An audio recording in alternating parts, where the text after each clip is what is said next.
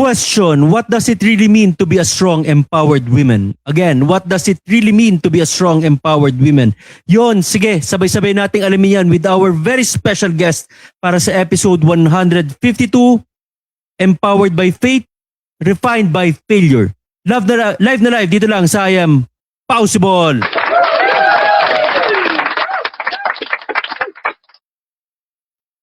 Simula na naman. Magandang gabi sa inyong lahat. My name is Paulo Javellana.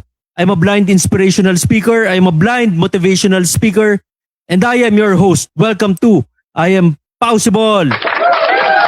Yon, magandang gabi sa inyong lahat. Last Monday tayo ng Women's Month. So March is Women's Month all over the world. Actually today, Women with Disability Day. March 30 recognized all over the world. Today is Women with Disability Day. So again, sa lahat ng mga women with disability, araw nyo ito ngayon, March 30. So syempre, last Monday, last episode natin, last guest natin para sa ating Women's Month special. Mamaya makikilala nyo ang ating very special guest. Kanina nagkakilala kami kahit paano sa backstage bago tayo mag-on air. Syempre, bago tayo mag-start, again, I encourage everyone to please like and follow my Facebook page, I Am Possible. Ganun din ang aking YouTube channel, Paulo Javellana TV. Paki-like, share, hit the notification bell. Paki-follow na rin ang ating TikTok account, ang I Am Possible.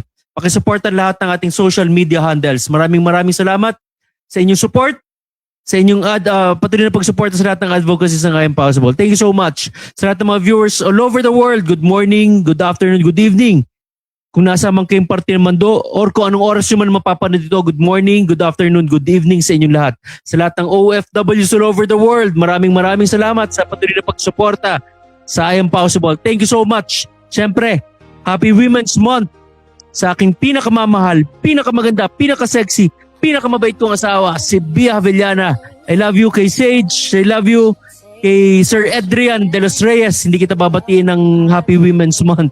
Sa napakagwapo at napakakisig na technical director, kay Ma'am Alma Corsanes, Happy Women's Month, Ma'am Alma. Kay Mama Tessa Villana, kasama niya ngayon si Tita Chong Kapati from New Jersey, pero nagbakasyon siya dito sa Philippines ngayon, nakasama namin last week. Congratulations, best wishes sa aming panganay na pamangkin, kay Francis Daniel Javellana and kay Sharon Mabini Javellana. Congratulations and best wishes. March 21, nag-isang dibdib ang aming pamangkin kay si Kiko, kay Shawi. Yan, congratulations sa inyo. Napakagandang wedding. Talagang bonggang-bongga ang kanilang kasal. Nandiyan kami niyan, nag-attend kami lahat dyan. Naging reunion na rin namin yan with Tita Chong, Tita Mensi, samang buong family. Si Papa nandun din, Papa Noel Javellana. Yan, binabati ko si Tito Ricky, Tito Lito, nandyan ngayon kasama nila Mama dyan sa Village East, Cainta Rizal. Kay Jojo Javellana and sa family mo, good evening. Kay JJ Javellana and sa family mo, good evening. Congratulations kay Malakay John Atos Javellana. Graduation mo tomorrow, senior high. So another chapter ang natapos sa iyong buhay.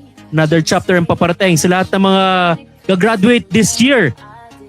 Congratulations sa mga elementary, senior high, junior high students, mga moving up. Ito, bukas marami yan. Bukas maraming recognition day, graduation this week. So apart sa Holy Week, hanggang tomorrow graduation yan dito sa mga public schools all over the Philippines. Congratulations sa inyong lahat. Binabati ko rin si Mama Grace Permata, Papa Ronnie Permata, Ronan Permata ng Tabora, Trancoville. Good evening sa inyo. Iza, CJ Bella Santos ng San Francisco, California. Good morning. Aki Tabora ng Denver, Colorado. Good morning. Tita Jet, Tita Rolly Cooey. Good morning. Yan. Sino pa ba? Rich Palsis ng Saskatchewan, Canada. Good morning. Kay Verna, kay Cleo, kay Kylie Palsis. Good morning. Tito Erwin Azul ng Downtown LA. Tita Au Azul. Kay Dylan Nababu ng California pa rin. Good morning. Kay Matet De Leon, kay Doug Kramer, kay BJ Manalo, Ma'am Chanda Romero, good evening sa inyo. Sir Silito Talanya, sa family mo, kay Sir Mac, sa family mo, good evening sa lahat ng kasama kong para-athletes ng Baguio City, kay Ma'am Elizabeth Baila, ang aming presidente, kay Sir Richard Abad, District Coordinator, District 12, kay Ma'am Babylin, kay Ashley Padonga, kay Lexa, Ma'am Juliet, kay syempre sa aming head ng Persons with Disabilities Affairs Office, kay Sir Sam Aquino, kay Ma'am Karen, good evening sa inyong lahat, sa lahat ng mga kasama naming PWDs dito sa Baguio City, good evening sa inyong lahat. Mga kasama namin sa aming Victory Group, Pocus Family,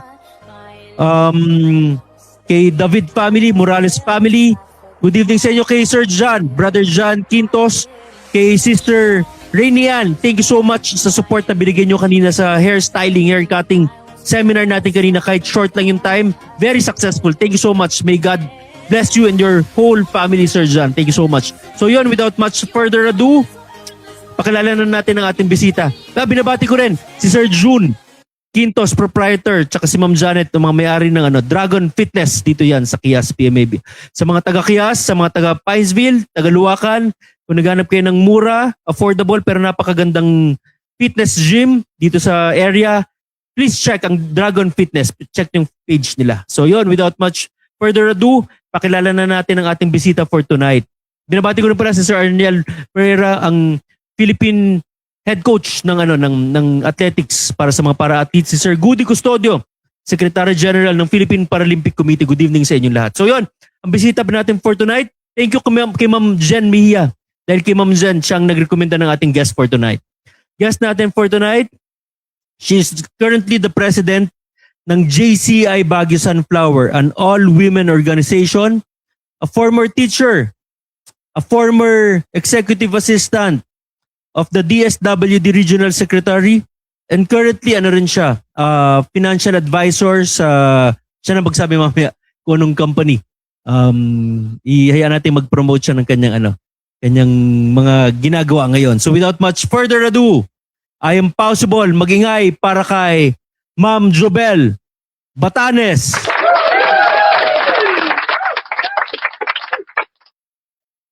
Hello Ma'am Jobel, magandang gabi Hello po. Magandang gabi Sir Pao. Magandang gabi din po sa lahat ng mga viewers natin ngayong gabing to. Yes po. Thank you Kamusta so much po for kayo Ma'am having me Jobel? tonight.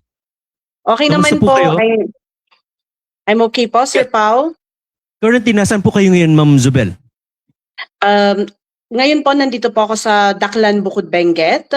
Bukod Benguet. Anong oras Yes po sa inyo ngayon Ma'am Jobel? 8:11 na rin po. 8:11 Uy, pa rin po. Pareho tayo. Para tayo ng time zone. 2 hours 30 kamusta- minutes away from Baguio City lang naman. Ilan po? 2 hours and 30 minutes away from Okay. Baguio City. Kamusta weather dyan? It's actually hot right now kasi March na din. Mhm, Tapos may mhm. ongoing na forest fire. Kaya Aha. medyo nawawala-wala ang signal natin. Actually, Okay. kababalik lang ngayon by God's grace. Pero malayo naman kayo dun sa forest fire.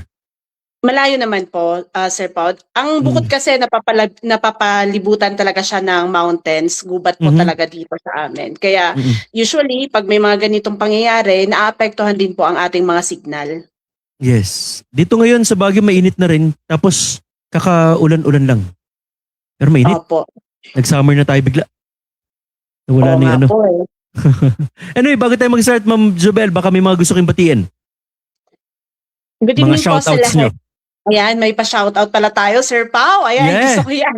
Sa lahat ng mga ibalo, yan, maptang sa Dabison si kayo namin. Sa lahat ng mga tagakan-kanay naman po, gawi-gawi sa masdom kanda kayo amin.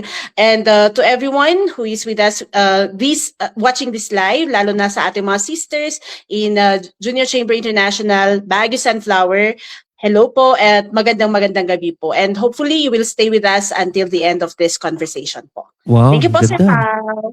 Sige po, maraming salamat. Diyan po nagtatapos ang ating episode for tonight. Maraming salamat for guessing. Ma'am, makikipagkwentuhan na ako sa iyong buhay. Okay lang po ba makikichismis muna ako sa iyong nakaraan?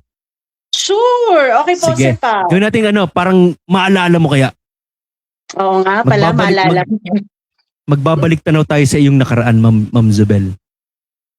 Yes, Sir Pao. Sige, game. So, kayo Ma'am Jobel, Anselmo ang iyong maiden name, tama? Tama po. My maiden name. Yes po. Mga saan kayo lumaki? Born, raised where po? Ang Anselmo mo, taga saan po yung mga yan? Actually, Carino po ang maiden name kasi ng nanay ko. She's from Bontoc Mountain Province. So doon po ako pinanganak sa Bontoc Mountain Province, and my father is Anselmo dito naman po sa Bukod, Benguet. But I married also here in Daklan, Bukod, Benguet din naman. At yun naman yung Batanes. Kwento nyo naman Yeah, kami, Ma'am Jobel, born ng ang inyong childhood days. Kamusta growing up?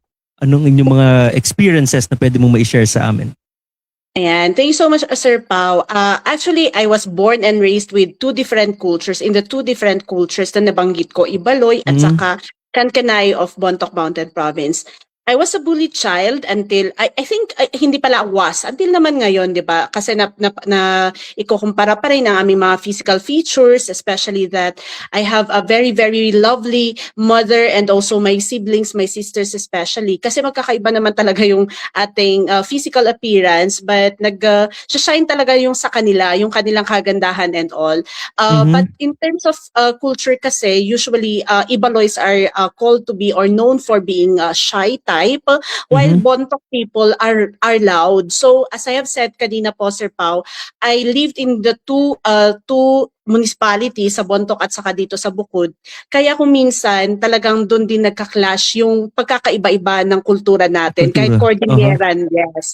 So yun po, mas malakas po yung impluwensya sa akin ng Kankanae or yung blood ng taga Bontoc na mas confident, kaya yun yung sinasabi ko na I'm empowered because it's not about having powers over other people or even having more confidence at nag-down ka ng tao, but it's all about having power over my own story in life. So as I've mentioned, my childhood is a very, very challenging one.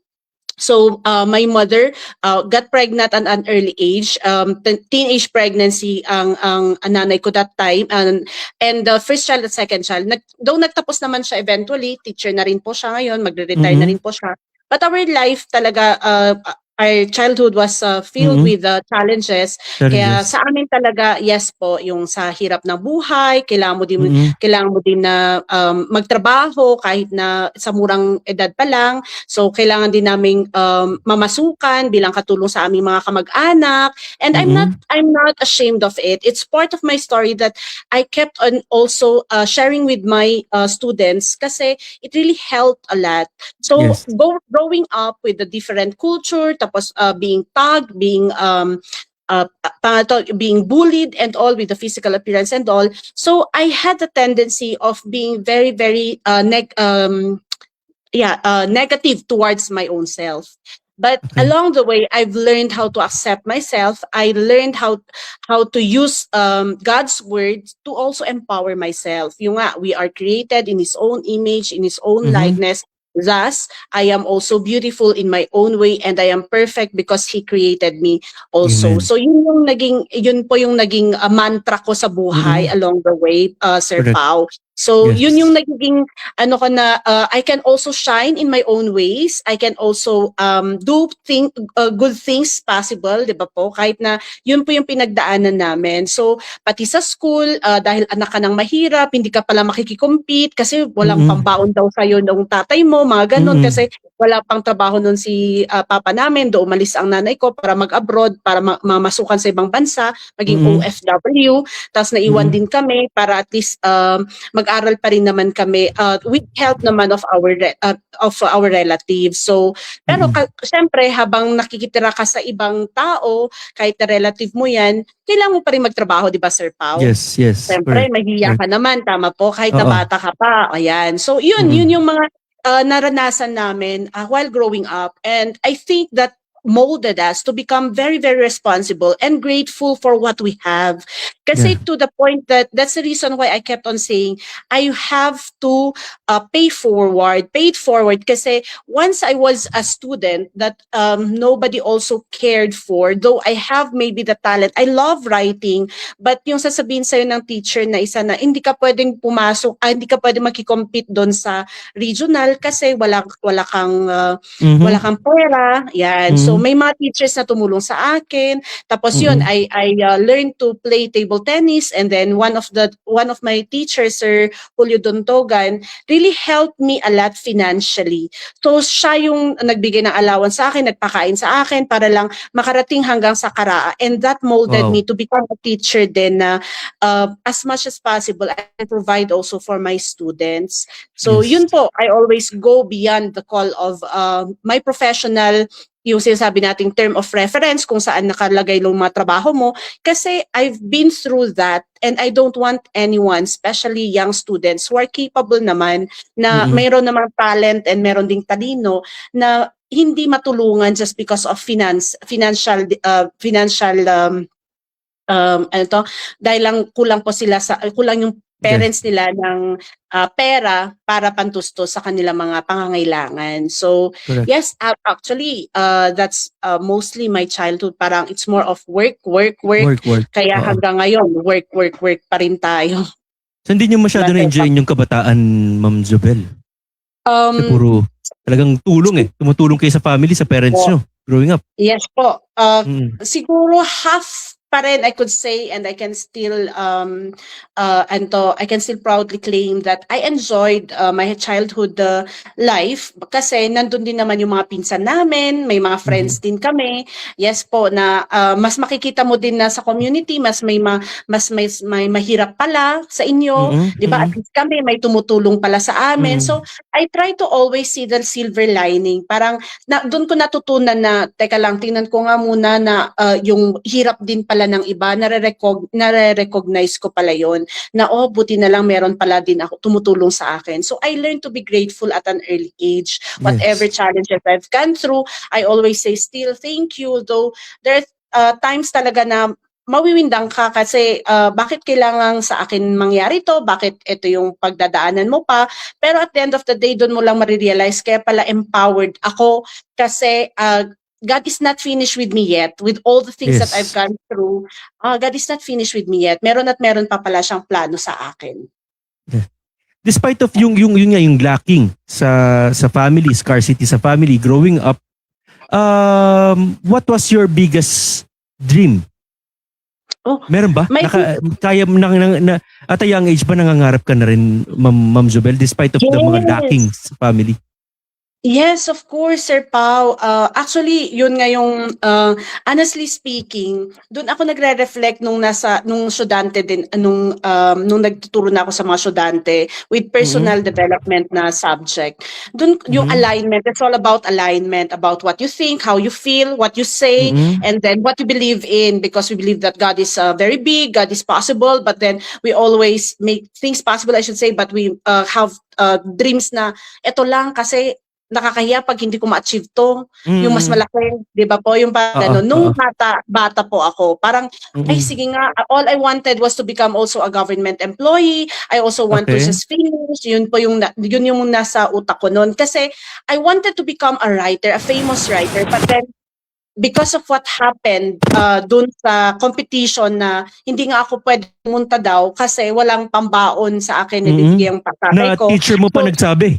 Yes, narinig ko yan. So, parang doon ako nag-stop na, hindi na lang pala ako maging writer. Gusto ko na lang, sige, basta maging government employee na lang ako. Ay, teka lang, pero along the way, nagpapalit-palit din pala yung gusto natin sa buhay, di ba, Sir Pao? Yes, so, correct.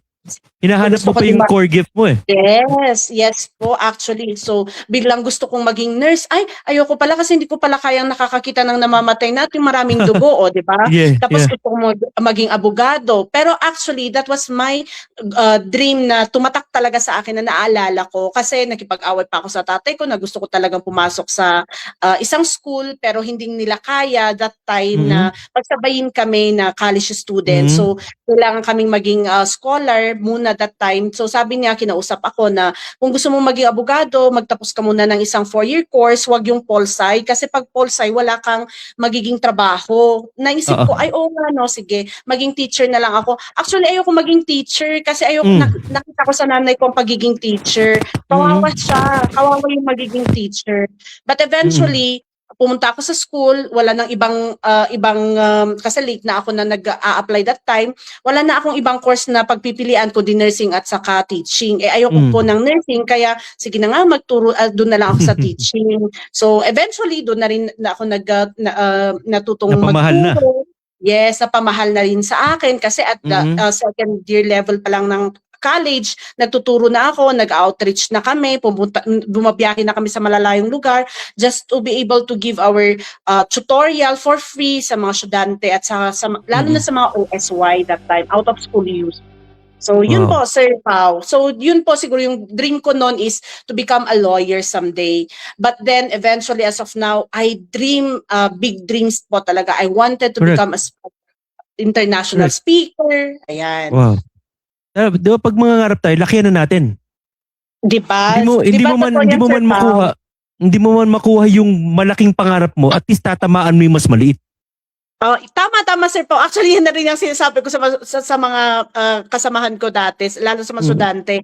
Di kung ginusto natin to, mas malaki ito, tapos hindi man natin pero nakikita kasi natin, hinuhusayan natin yung sarili natin. I mean, we try our best to enhance our skills and talents because we have a big dream. And along the way, may nahihit naman tayo meron naman tayong na-achieve by far. Kasi those are dreams, and if God plans na ito ay para sa'yo talaga, di ba, God will do the rest. All we have to do is we have a clear vision. Then if we have that vision in our heart and also in our mind and we want to achieve it, then that's okay. But then if God says, iba yung nakalaan sa'yo, I'm also open to that.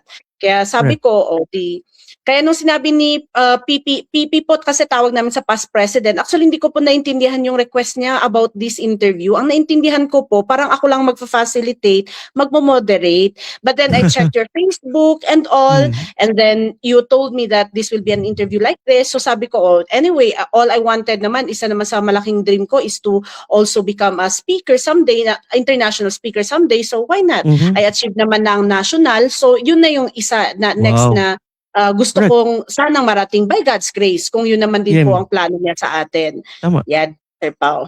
Correct, diba? Lilimitahan natin yung dreams natin if we have a big God. Yes, tama po, Sir Pao. Parang nakakaya naman kay God na yan lang ang gusto mo, kaya kong ibigay kung anong para sa'yo. Actually, pagka nagpipray nga kami, Ma'am Zubel, more than sa prayer na, Lord, give me yung mga desires ng puso natin, diba? Nagpipray, Lord, give me my desires. Mali pala. Ang mas magandang prayer pala, Ma'am Zubel, Lord, please give me what I deserve. Kasi what I deserve may be bigger and better than what I desire. Baka yung desire mo maliit lang pala yan kaysa sa ibibigay ng Diyos para sa iyo, di ba? So again, wag nating limitahan yung dreams. Mangarap tayo, wag nating limitahan. Even sa mga bata, sa mga anak natin, turuan natin mangarap yung mga anak natin. Yes. Sige. Actually, Sir Pao, may isang study noon na kinandak. Yes po, Sir Pao. Go ahead po. Sinasabi talaga na actually ang Pilipinas ang talagang nakakalungkot na ang dahilan na bakit mahirap po sila. This was conducted somewhere in Manila, in a slum area. Tapos sabi niya doon, marami sa mga bata ay mahirap na lumaki at mahirap sila habang buhay kasi pala ang dahilan noon ay wala silang pangarap. Yes. Because they just live day by day, na wala na silang parang goal, wala silang yung gusto nilang ma-achieve sa buhay. So parang sabi nila, mahirap ang buhay, so ganito na ako hanggang mamatay ako. So they limit themselves also. So yun po yung isang nakakatakot na mas grabe pa kaysa sa kulungan. Kaya sabi ko lagi noon, pag dumadalaw ako sa mga preso, alam nyo, buti nga kayo, alam nyo na nakakulong kayo, you have limited freedom. Pero alam nyo, yung mas nakakalungkot, yung mga taong kasama namin na wala naman sa selda, pero ang dami nilang ginawang mga, yung mga barriers sa sarili nila, feeling that they cannot do anything and that they don't have the full freedom kasi bilanggo sila sa kanilang mga procrastination, bilanggo din sila sa kanilang mga paniniwala na limiting beliefs, ayan, at saka yung kanilang mga pangalan to, yung parang yung fear, their false expectations appearing real. lalo na din yung they fear of what people will say about them. That's the Yes. reason why they just do things kasi baka makriticize sila. So yun po yung sa akin talaga, Sir Pao. It's always having an alignment of with God, with our Creator. Kasi nga the same yung what we say, what we believe, and what we think, and yun po dapat nakikita din natin sa ating buhay. Alignment talaga. Tama kayo, Yes Ma'am po. Zobel, alignment eh, di ba?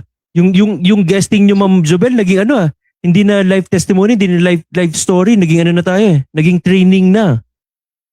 Di ba? Ang galing. Galing. Actually, may tinuturo din ako every time. Oo nga po. May kumukuha sa akin para magbigay ng mga trainings sa mga companies. Meron akong isang tinuturo, yung how to be aggressive. Bakit maraming tao, most especially maraming mga Pilipino na hindi naaabot yung mga pangarap nila. One thing, hindi tayo nagiging aggressive in reaching our goals and dreams in life. I like Hindi tayo that. nagiging aggressive. Meron may share next time, 5 things in our culture that robs us from being aggressive. Actually, makikita natin sa kultura natin yan. In time immemorial, panahon pa ng mga Spaniards, andyan yan, kagaya yung isa dyan, yung nabanggit nyo, procrastination, crab mentality, bahala na attitude. Yeah. Di ba? Bahala na, Yes. bahala na, okay na, bahala na. Yung iba pa, ang matindi dyan, yung lotto mindset. Inaasa na lang yung pagyaman sa luck, sa swerte. Yes. Totoo po. Pwede, pati rin po yung pwede na. Basta pwede na. Okay na. Pwede Basta pwede na. Di ba? Mediocrity. Mediocrity. Yes Yeah. po. Pero dalhin mo Yes, sa ibang Sir bansa, Pao. nag-e-excel.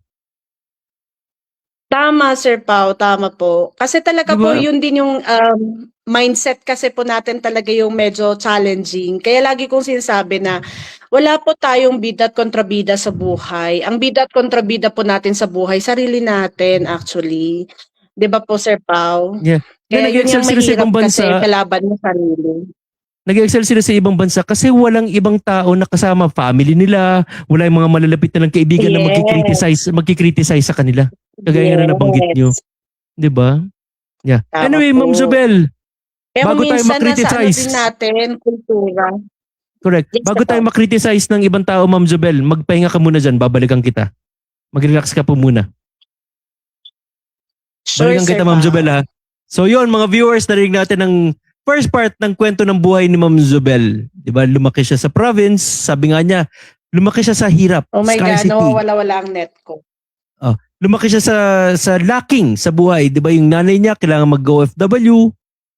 May mga times na gusto niyang maging isang writer, pero even her teacher, sinabihin siya na hindi pwede kasi nga wala silang pera. Kahirapan, ang umikot sa kahirapan ng buhay niya, kailangan niya magtrabaho, tumulong sa family. Pero again, hindi naging hadlang yon para maabot ni Ma'am Zobel yung kanyang mga pangarap. Kung nasaan siya ngayon, hindi niya ginawang hadlang ang poverty, ang lacking, ang scarcity, ang kahirapan ng buhay para maabot ni Ma'am Zobel kahit papano, unti-unti ang kanyang mga pangarap para sa sarili niya, para sa kanyang family. Anyway, babalikan natin si Ma'am Zobel. Makikipagkwentuhan pa tayo kay Ma'am Zobel. Sa mga viewers natin dyan, kung meron kayong mga products, mga brands, mga labels, mga companies, or any events na gusto nyo gamiting platform, mga Impossible, para ma-promote natin ang inyong mga produkto, ang inyong mga kumpanya, ang inyong mga events. We are very much open. Meron kami mga sponsorship packages na pwedeng i-offer sa inyo. Magtulungan tayo. Promote natin yung mga kumpanya nyo, mga produkto nyo, lagyan natin yung inyong mga hashtag, lagyan natin yung mga taglines, lagyan natin pakita natin yung mga logos. At the same time, matutulungan nyo mag-grow ang Impossible sa mga advocacies ng Impossible. Pwede nyo kaming kontakin sa 0927-1818337 para mabigyan namin ng sponsorship packages. Or direkta, mag-DM na lang kayo. Mag-DM kayo sa aming Facebook page, Impossible FB page, para masend namin sa inyo ang aming sponsorship packages. Or sa mga gusto mag-donate, mag-pledge, mag-support in any way, shape, or form, kung cash ang gusto niyo itulong sa Impossible, our GCash number 0927-1818337. Again, GCash number 0927-1818337. Sa mga naghanap naman ng party planner, events coordinator, even wedding coordinator dito sa Baguio City or nearby provinces, please check ang Facebook page, The Pink Toolbox Party Services. Ganun din ang TikTok account niya, The Pink Toolbox. Please check again Facebook page, The Pink Toolbox Party Services. Napakaganda, napakahusay, napakagaling ho ng party planner dyan. Asawa ko yan, si Bea Havellana. You may contact her for bookings and inquiries dito sa Baguio City nearby provinces, 0927-1818337, or mag-DM kayo sa kanyang Facebook page. Lagyan nyo ng hashtag I'm Possible sa The Pink Toolbox Party Services Facebook page para mabigyan kayo ng magandang discount. Pwede nyo check lahat ng mga ginagawa niyang events na andyan yan. 100% hindi ho kayo mapapahiya. Pagka nakipag-joint venture kayo, kinuha yung events coordinator, party planner, and The Pink Toolbox Party Services. Yon. Again, maraming salamat sa lahat ng viewers natin tonight. Pakishare ang ating episode tonight. Empowered by faith, refined by failure. Narinig natin kanina, mga ilang failures sa buhay ni Ma'am Jobel growing up sa province. Di ba yung mga hirap na pinagdaanan, yung mga struggles sa school, sa family, andyan yung mga failures. But yun yung nag-refine sa buhay din ni Ma'am Jobel. Empowered by faith. Mamaya malalaman natin ano ba yung kinakapitan niya, pinanampalatayaan ni Ma'am Jobel at hindi siya tumigil. Magsikap, maabot ang kanyang mga pangarap. Going back kay Ma'am Jobel. Ma'am Jobel, andyan pa po kayo? Ma'am Jobel? Naglag ata si Ma'am Jobel. Sabi nga niya medyo nagkakaroon ng forest fire sa Bakod. Bakod ba? Bukod sa Benguet. Pagka nagkakaroon ng forest fire, nawawala ang humihina ang kanilang internet. Kanina nakadata lang siya nung nag-start tayo, tapos bumalik daw yung internet. So, intay-intay natin, baka hopefully makabalik si Ma'am Jobel. Very exciting ang kwento ng kanyang buhay. Diba nakita niya, very articulate si Ma'am Jobel, talagang nagsikap. Una, sabi nga niya, ang dami niyang pangarap sa buhay. Gusto niya maging nurse, gusto niya maging ganito, gusto niya maging ganyan. Talagang dinidirect ni God, ni Lord. Nililid niya kung saan anong para sa atin. Na hinahanap pa ni Ma'am Jobel yung kanyang passion. Dalawang pinagpilian na course na natitira lang, nursing and teaching. Pinili niya teaching. Bakit? Takot daw siya sa dugo. Takot siya nakakita ng may namamatay. So pinili niya teacher. Nanay niya teacher din. Ayun, hanggang sa napamahal na siya sa pagtuturo. Yun. Mamaya, alamin natin kung ano yung mga pinagdaanan niya after niya mag-graduate, yung mga trabaho, yung mga failures. Sabi ko nga, di ba, failures sa mga viewers, matagal ko na rin nabanggit yan, hindi failure ang opposite ng success. Failure is just part of success. Parte ng success ang failure. Hindi pwedeng maging successful ang isang tao kung hindi ka dumadaan sa failure. Ang opposite ng success is giving up. Hindi magiging successful si Ma'am Jobel kung nasaan siya ngayon if she gave up. Kayo na viewers, nanonood dyan, kung marami kang pangarap, gusto mo maging successful sa buhay, don't give up. Huwag kang sumuko. Tuloy lang ang laban. Pwede ka magpahinga, pwede ka mag-rest, pero do not give up. Failures is part of success. Maranasan mo yan. Dadaan at dadaan ka sa failures. Sa mga struggles, sa mga kamalian, okay lang yan. Okay lang magkamali. Bakit? Through failures, through mistakes, sa mga pagkakamaling yan, dyan ka matututo. Dyan madidevelop ang iyong character. Ang pagiging persistent, pagiging efficient, pagiging consistent. Yung mga character na dapat mong mataglayin na meron ka para maging isang successful na tao in whatever endeavor, sa family, sa business, sa career, sa employment mo, kung ano man ito. Through failures, through sa struggles na yan, through sa mga mistakes mo, sa mga natututunan mo, yan ang magpapatibay sa'yo. Yan ang gagamitin mo. Yan ang magiging sandata mo. Yan ang magiging weapon, bala mo para sa pag-abot ng iyong mga pangarap. Yan yung mga lessons na importante para maabot mo ang iyong mga pangarap sa buhay. Yun yung nag-refine and pwede mag-define sa atin. Yung mga character na yan, yung mga pinagdaanan natin sa buhay natin. Enjoy natin ang journey. Diba? In between ng success and failure, ang gitna niyan yung journey. Diba? Nasa gitna yung journey. Yan ang enjoy natin eh. Diba kasi nakikita kagad, uy, wow, ang yaman niya na. Grabe, bilyonaryo. Grabe, siya may-ari ng ganito, siya may-ari ng ganyan. Pero, makipagkwentuhan tayo sa mga tao naging successful. Paano ba siya naging successful? Paano siya naging mayaman? Paano siya naging isang napakagaling na athlete, basketball player, Michael Jordan, Kobe Bryant, Steph Curry, LeBron James, paano ba nila naabot yung stature kung nasaan sila? Hindi naman yan one click instant na wow, ang galing ko na. 'Di ba? Hindi na ako makapagmintis ng 3 points. Wow, ako na may-ari ng SM in one snap of finger. Ako na may-ari ng SM. No. Ang daming pinagdaanang struggles, ang daming pintuan na nagsara bago nila naabot kung ano man ang meron sila. Mga basketball players, Michael Jordan, Kobe Bryant, ilang winning shots ang namintis nila. Ilang gabi na nagpuyat, ilang beses, ilang araw, ilang buwan, ilang taon nagpuyat. Nagsakripisyo, nagtrain, nagpakapagod, blood, sweat, and tears ang nilabas nila, binigay nila para maabot nila ang pagiging napakagaling na basketball player. Yung mga mayayaman na mga tao, mga very successful billionaire all over the world, di ba? Ilang failures, ilang negosyo ang lumampas na palampas nila sa buhay nila. Ilang negosyo ang bumagsak, nag-fail. Ilang pera ang nalugi sa kanila bago nila nakuha, naabot kung ano man ang meron sila ngayon.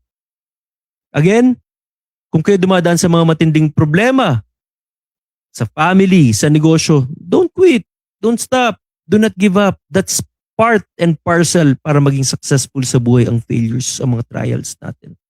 Like right now, today is Holy Monday. Ano ba ngayon? March 30, yesterday, March 29, Palm Sunday. This whole week, Holy Monday, Holy Tuesday, Holy Wednesday, Monday, Thursday, Black Friday, Good Friday, Black Saturday.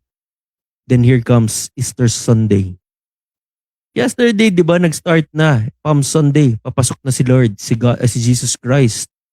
Sakay-sakay siya ng donkey. This whole week, aalalahanin natin yung sakripisyo ng Diyos para sa atin. Yung hirap na pinagdaanan niya para sa atin. Yung betrayal na pinagdaanan niya sa isa sa pinakamalapit na tao sa kanya. Na binitray siya. Pinagkanuno si Jesus Christ. Ito yung mga panahon na yun. So this week, yung iba bakasyon. Lagi isip natin Holy Week bakasyon. What is the real meaning of Lent? What is the real meaning of Holy Week? Parang mga failures din yan eh. Before maging successful, fail. Marami tayong pagdadaan ng failures. Kagaya ng Holy Week na ito. Alamin natin ano bang real meaning ng Holy Week? Bakit ba natin inaalala ang Holy Week? Because of the sacrifices na ginawa ng Diyos para sa atin. Just imagine, nung pinagkanuno, binitray. Hindi dapat ang Diyos ang nagkarga ng napakabigat na cross na yan. Hindi siya dapat yun. Meron niyang story eh. Yung cross na yun, napakalaki nun eh, para kay Jesus Christ. Hindi siya kasya dun. Dapat kay Barnabas yung cross na yun. Pero mas pinili ng mga tao na pakawalan yung magnanakaw. Mas pinili na yung Messiah, si Jesus Christ na walang kasalanan, ni bahid ng isang kasalanan, walang nagawa. Savior, tagapagligtas ng buong mundo. Pero siya ang pinili ng mga tao sa panahon na yun, na ipako sa krus at mamatay. Just imagine kung gaano kabigat yung cross na yun, pasan-pasan niya. Hinahampas ang likod, sinuutan ng corona, ng thorns, ng tinik.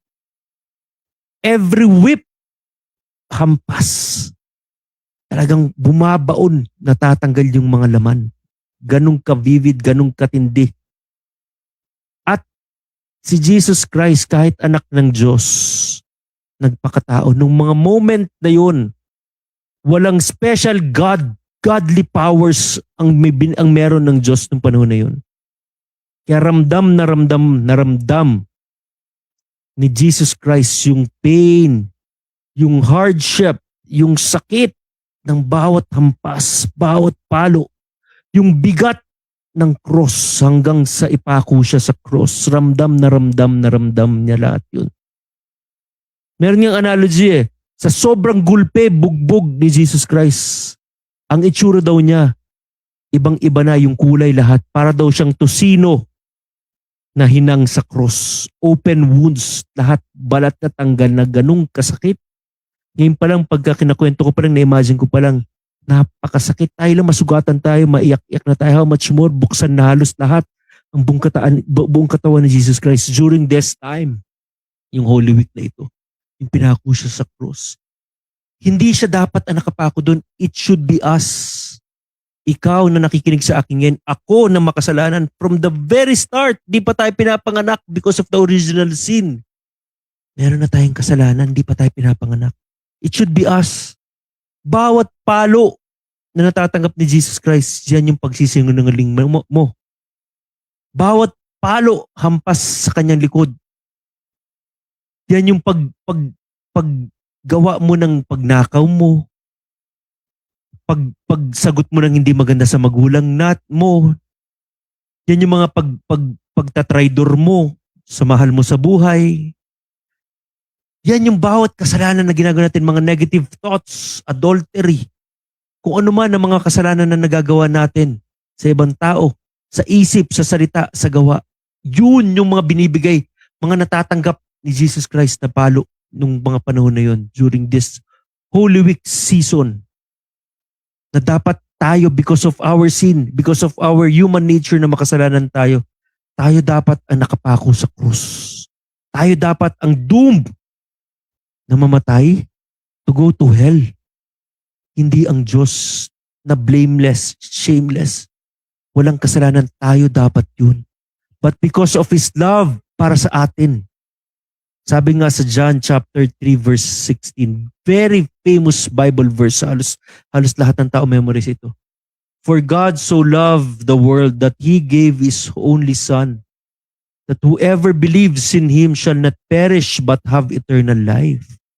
Again, for God so loved the world. Sinong ama? Kayo nakikinig dyan, magulang. Sinong magulang ang sasabihin? Nagkasala yung kapitbahay, yung kalaro ng anak mo. Nagkasala. Siya ang nagnakaw sa isang grocery. Pero sasabihin mo dun sa may-ari, hindi, okay lang. Pakawalan nyo na yung batang yan, yung anak ko na lang ang ikulong nyo. Meron bang matinong tao, may matinong magulang ba kaya na gagawin yun? Sige, kunin nyo na yung anak ko, isasakripisyo ko yung anak ko para sa kasalanan ng ibang tao. I don't think so. Ako hindi ko kaya yun. Pero si God the Father, He gave His only begotten Son, ang nag-iisa niyang anak, si Jesus Christ, to die for our sins. Ganun niya tayo kamahal. Binigay niya yung nag-iisa niyang anak. Hindi lang basta binigay para mamatay. Tinorture pa ho. Binugbog, ginulpi. Pinako, hinang sa cross. Humiliation. Pinahiya siya sa napakaraming tao. Again, dapat tayo ho yun. But because God so loved the world that He gave His only Son, binigay niya nag-iisa niyang anak to save us. Anong kailangan natin gawin? Tanggapin. For God so loved the world that He gave His only begotten Son, that whoever believes in Him, maniwala ka lang. Maniwala ka lang sa message, sa gospel ng Diyos. Sa pagmamahal, sa grace. Hindi mo kailangan ng to do good works. Walang kapalit. Just believe in Him. Just accept Jesus Christ as your personal Lord and Savior, that He died for your sin because He loved you so much. Maniwala ka lang. By faith, through grace, by faith. Dahil sa grasya ng Diyos. Hindi niya sinabi, sige, pag naging mabait ka, makakarating ka sa langit. No. Walang aksyon, walang works na pwede nating gawin para makarating sa langit. It's just by believing in Him, by accepting Him as our personal Lord and Savior. Magsisi sa mga kasalanan natin, yes Lord, I am a sinner. Ako dapat na nakapako sa krus, but because You love me, I'm sorry. Patawarin mo ako, Diyos. Naniniwala ako by Your grace sa pagmamahal mo sa akin. Wala tayong pwedeng ipagmalaki, pagmayabang na dahil ginawa ko to, ginawa ko yan, kaya makakarating ako sa langit. Hindi. Ganong kagaling ang gospel, ang grasya ng Lord. By His death, namatay siya sa cross. Nilibing siya sa tomb. And on the third day, He rose again. Death, burial.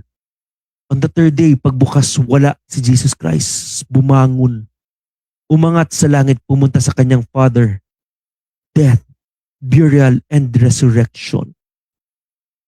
Yung napakapangit na itsura ng Diyos na mukhang tusino, yun yung mga kasalanan natin lahat. Then on the third day, He rose again. Napakalinis, puting-puti. Clean, so clean as white. Sobrang puti. Sobrang linis ng Diyos after that. Bakit? Na-fulfill niya ang kanyang mission to save the world. Anong kailangan natin gawin? To just believe in Him. To surrender everything, all our lives. Lahat, ang buhay natin, isurrender natin kay Jesus Christ. Sabi nga ni Ma'am Zubel kanina, being grateful, being thankful, having an attitude of gratitude.